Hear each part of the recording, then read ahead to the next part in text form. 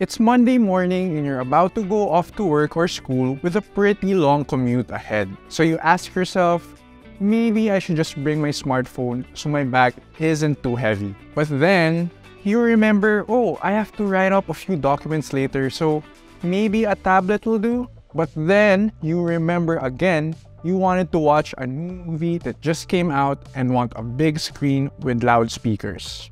What about this then? What's up guys, Luis here from Yugatech. Honor's newest large-screen laptop, the MagicBook X15, aims to be the all-around device that can do it all and do it well. But does it deliver? This is our review of the Honor MagicBook X15. For design, if you've seen either an Apple MacBook Pro or any type of MacBook for that matter, then the MagicBook X15 will feel right at home. It mimics the design of the decade-long successful Apple laptop, from the way the body is cut to the keyboard and trackpad placement, albeit with much less premium materials. The corners of the X15 have chamfered edges, straight lines, but still with the frame rounded off so it doesn't hurt to hold the laptop itself. It's still made out of metal, more specifically aluminum, but it isn't the heavy-duty stuff you find in more high-end models. We do think that this lighter metal build plays more to the X15's strengths, as it makes the laptop feel sturdy and premium while still maintaining a really light weight that's easy to carry around. This is especially impressive given the massive 15.6-inch screen that we have on the X15, which we'll get into later. We do have to acknowledge the elephant in the room. The X15 itself, after you've moved past the Apple MacBook comparison, looks eerily similar to Huawei's MatePad E15 line. We're not exactly sure if this was on purpose, especially with Honor and Huawei's separation in 2020, but we're not mad at it at all. It's just something to note if you've already seen a Huawei MatePad for yourselves, aka the MagicBook is almost identical, same for the different branding. Lastly, we did try the almost essential test of being able to lift the screen with one finger, and unfortunately, the X15 just couldn't cut it. For I/O, we have a pretty bare set of ports on the laptop. We have a 3.5mm audio jack and a USB port on the right. On the left, we have a single USB-C port that serves as your primary port for power. You also have a single HDMI port next to another USB port, and that's about it. We would have really loved it if Honor could have included a full-size SD card slot here, especially since there's a ton of space on it anyway. But if it's trying to copy Apple's tendency to pack in less ports for a minimalist look, which by the way we're glad isn't the case anymore, it definitely gets it right. Moving on to the display, the MagicBook X15 has what Honor calls a 15.6-inch full view display. It's full view because, as you can see, the bezels are incredibly thin. Honor achieves this not only by cutting off as much bezel on the sides, but primarily by outright removing the webcam and placing it at the keyboard area, which we kind of feel is the wrong move, but more on that later. The X15 has a screen-to-body ratio of 87% at 1080p resolution, 16:9 aspect ratio, and a 45% NTSC screen. For those who don't know, this 45% NTSC screen measure basically says how color accurate a display is, which is important for graphic designers, photo editors, and those who need a color accurate display.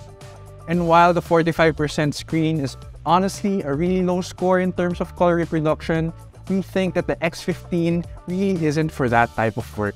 The MagicBook is for those who need either a big screen with decent colors for a pleasant movie and video watching experience, and or a display that can easily fit 2 tabs or windows at once without sacrificing readability.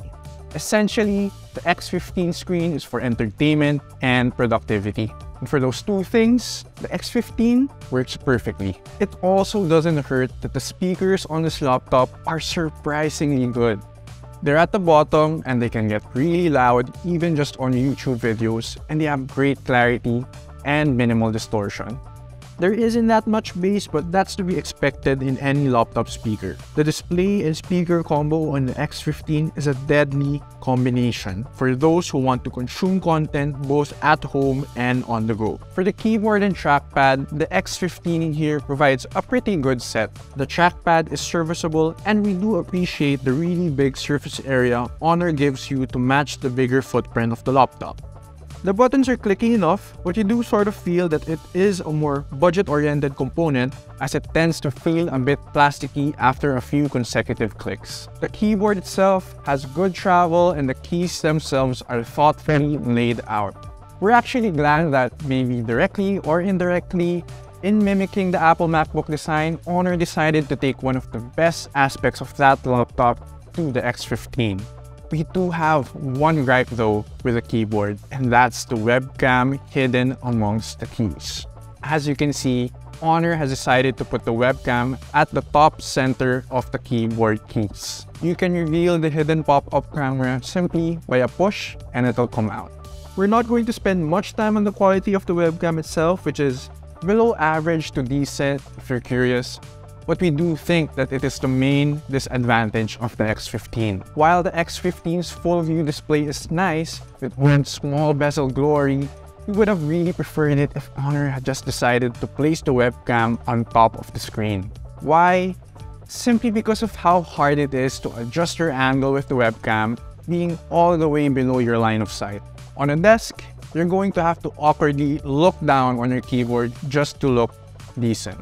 And if you own a laptop stand of any kind, the webcam angle can just cut out your head entirely. If you don't see yourself ever using a webcam, this might not bother you at all, which is, great. You have a pretty good laptop in the X15. But if you're like a lot of people who may have to attend a Zoom meeting or two, or maybe go to class, the X15 kinda isn't a good option. You can always partner it with an external webcam, but that's why it's a con.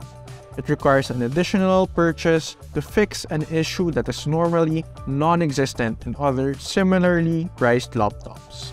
For performance, the X15 can either have Intel's Core i3 or i5 10th generation CPU, 8 or 16 gigs of DDR4 RAM, and 256 or 512 of NVMe SSD internal storage. The SKU we have here has the i5 CPU, 8 gigs of RAM, and 512 gigabytes of internal storage. It also has Intel's Iris Xe integrated graphics. Day-to-day performance from the X15 was pretty snappy and quick. In my testing, I experienced absolutely no hiccups when web browsing and word processing. It can also comfortably hold 2 Google Chrome windows with multiple tabs open just fine, which is a definite plus for those who are thinking of getting this laptop for productivity. The X15 also has HONOR's Magic Link feature that allows users with an HONOR smartphone to simply tap on the chassis of the X15 to quickly transfer files to and from the phone to the laptop. The feature works well enough, but it's a feature that will only really matter if you have an HONOR smartphone as your daily driver.